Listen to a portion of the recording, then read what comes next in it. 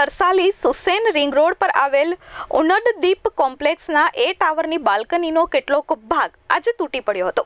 જોકે સદનસીબે આ દુર્ઘટનામાં કોઈ જાનહાનિ થઈ નથી। બનાવ અંગેની મળતી માહિતી પ્રમાણે શહેરના તરસાલી સુસેન રિંગ રોડ પર આવેલ 20 વર્ષ જૂનું ઉનડદીપ કોમ્પ્લેક્સમાં મોટી સંખ્યામાં લોકો રહે છે અને ગ્રાઉન્ડ ફ્લોર પર દુકાનો પણ આવેલી છે। આ દુકાનોમાં દિવસ દરમિયાન ભારે ભીડ જોવા મળતી હોય છે। આ કોમ્પ્લેક્સના એ ટાવરમાં ફ્લેટ ધરાવતા લોકો નિંદ્રામાં હતા। તેવામાં કોમ્પ્લેક્સના એ ટાવરની બાલ્કનીનો એક ભાગ અચાનક ધડાકાભેર તૂટી પડ્યો હતો। આસપાસમાં અફરાતફરીનો માહોલ સર્જાઈ ગયો હતો। રાત્રે 1:30 વાગ્યાની આસપાસ બનેલી આ ઘટનાને પગલે કોમ્પ્લેક્સમાં રહેતા લોકોમાં ભયનો માહોલ સર્જાયો હતો। જ્યારે બીજી તરફ બિલ્ડર દ્વારા કરવામાં આવેલા કામગીરી અને તેના દ્વારા ઉપયોગમાં લેવાયેલી સામગ્રીઓ સામે પણ સવાલ ઉઠ્યા છે।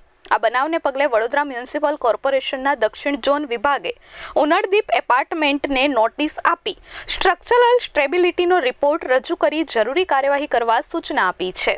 2018ની અંદર મેં એક એપ્લિકેશન આપી હતી કોર્પોરેશનની અંદર। એની અંદર મેં એમને કીધું હતું કે અમારી બિલ્ડિંગની હાલત બહુ નાજુક છે, તમે એકવાર આવીને ઇન્સ્પેક્શન કરી જાઓ।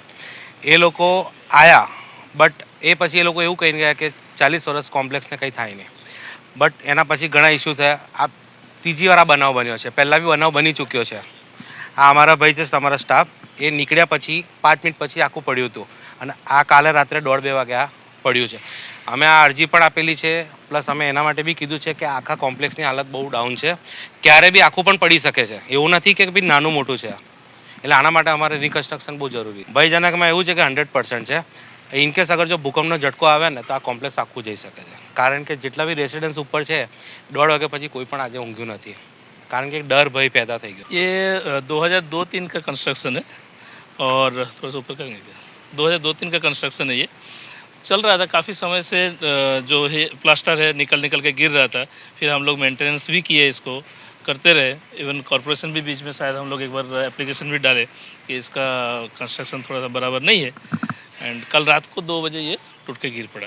पहले से टिल्ट तो हो गया था, टेढ़ा हो गया था, रात को 2 बजे के आसपास ये टूट के गिर पड़ा। खतरा तो बहुत ज़्यादा है, खतरा तो बहुत ज़्यादा है, बहुत ज़्यादा है। कभी भी ये तो कल रात को हुआ, नहीं तो नीचे जो आप दिख रहे हैं वहाँ पर नीचे लोग काम करते हैं, और वर्किंग आवर्स में होता तो कुछ जान हानि हो सकता था। ये बिल्डिंग सबसे ख़राब है, ये जो ये टावर है। बाकी टावर्स में थोड़ा बहुत तो है, बट उतना ज़्यादा नहीं है।